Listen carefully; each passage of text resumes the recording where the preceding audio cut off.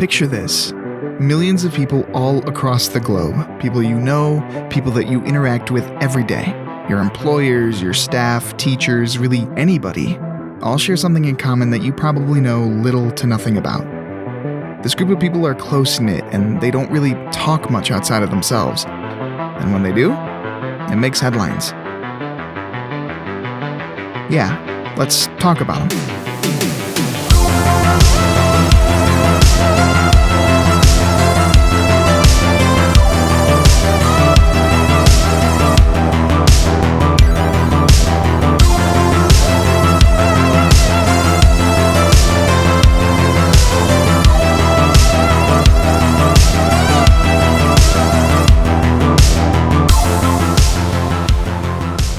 Let's talk about furries. These things. You may or may not have a single clue about the people in the big animal costumes, but you more than likely know of their existence. For better or for worse, furries have been in the news and in popular culture for a while now, and yet most people couldn't tell you a thing about them. So let's start off. What exactly are furries? Looking at the dictionary, Oxford's Lexico sums up what most other dictionaries will tell you, and that is an enthusiast for animal characters with human characteristics. In particular, a person who dresses up in a costume as such a character, or uses one as an avatar online. If we look at that first part, it doesn't really tell us much. It would be like saying anyone who's enjoyed a Disney, Pixar, or DreamWorks film talking animals would be a furry. But assuming we take that less at face value and lean more into the second part, a person who dresses up in a costume as such a character, I think that gives us a pretty good place to start. Okay, so what exactly do furries do? Well, as we just learned, they dress up as animal characters with human characteristics. These anthropomorphic animals are the root of the furry fandom. They're usually what people think of when they think of a furry, and are the style that artists and suitors often make their fursuits off of. So these anthropomorphic animals are made into characters that are distinct and recognizable, personalized to the creator's wants or personality, and from there, those ideas get made into a big fuzzy animal bodysuit. This can be broken down into 4 major points that encompasses how the furry fandom has thrived and expanded to this day. So let's take a look at these facets point by point. The art is often the first thing furries go for if they're looking for a place in the fandom. There's so much art in the fandom, and most of it is made custom tailored for individuals to express how they want to feel, especially how they want to present themselves and how they want to go about in the community. I got into it as an artist, so I was on like DeviantArt, making animal art and talking to other people who make animal art, and obviously that ended up funneling me into furry and meeting local furries several years down the line, and they ended up being like my core social group. It's a space where you can be goofy and you can be weird and not really like have to worry about convincing people that you're cool, because none of us are cool. We're all in animal costumes. Art means a lot to the fandom and is often expressed through sketchbook swaps and artist alleys in just about every convention. Sometimes when the art starts to mean a bit more to a person, they might get a suit made. This is where suit makers come in. Art commissions are big, but getting a suit made, that is a massive goal for a lot of people. Art can do so much to express emotion, but bringing art to life in the form of suits for many people is like seeing their creative vision, their little slice of imagination become real. I'm a big proponent of your persona should be a representation, or I like it. I feel like people identify more with their personas when it's a representation of either an idealized form of themselves or a facet of their personality or them as a person.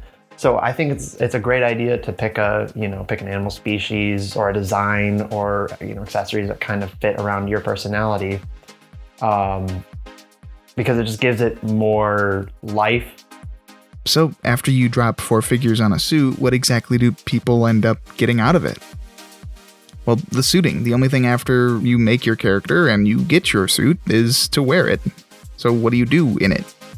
Well, it lets the furry become the character that they've spent so long dreaming up. It lets them adopt a personality, a look, a presence that they might not have on their own.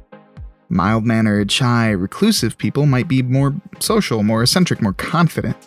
It's different than simply putting on clothes or something like that, you are really creating a self that you are expressing. It is covering yourself and presenting yourself online or in person in a way that you have chosen for yourself. I think you get born into a family and you are given a last name and your parents give you a first name and you don't get to choose any of that. But then you come into furry and you can be whoever you want to be. You can choose your name, you can choose your species, you can present yourself in whatever gender you would like to do. You can explore different things and find out who you are through expressing yourself in different ways. So self-expression that's the pièce de résistance. So the answer to what do furries do in that suit is really just everything that they want to do, but now with a bit more confidence. With so many interactions being online, your options to suit with other people is super limited out in the real world. Conventions are the fandom's answer to be furry with your friends a few days out of the year with absolutely no compromises. Furries who go to conventions will tell you that these are the biggest days of the year for them. These conventions are expressive, unique ways to let loose and become a bit more connected to yourself. I made a friend with the guy who sat behind me and made fun of me for falling asleep during rehearsal. And that became a meme with them, but instead of being gross about it, they instead talked to me and we became friends. And he's like, hey, you hear about this weird thing in Pittsburgh where they dress up like animals? And we were like an hour from Pittsburgh, so we decided to go fully ready to like have to fight people off, like just like hordes of weirdos. You're all going down. But it was fine. It was a very nice experience. It was probably like the most wholesome weekend I had in a while since turning 19 at the time. I had an idea when I first started seeing all the art and the music and the literature that was going around like in the fandom. Like I knew I was going to expect something, but when I went to my first con and being able to see all the panels, all the artists like teaming up, the artist alley, the dealer's den, seeing all the creative input like there, that for me is what made me realize, okay, this is a place I'm kind of proud to be. With that being said, we still haven't even scratched the surface of why furry is so important. There's so many different elements to being a furry, and there's so many different reasons why it means something to people. But furries are a bit of a mystery, and at the end of the day, I think they kinda like it like that. And if you'd like to learn more, I'm sure they'd love to answer your questions at the next convention.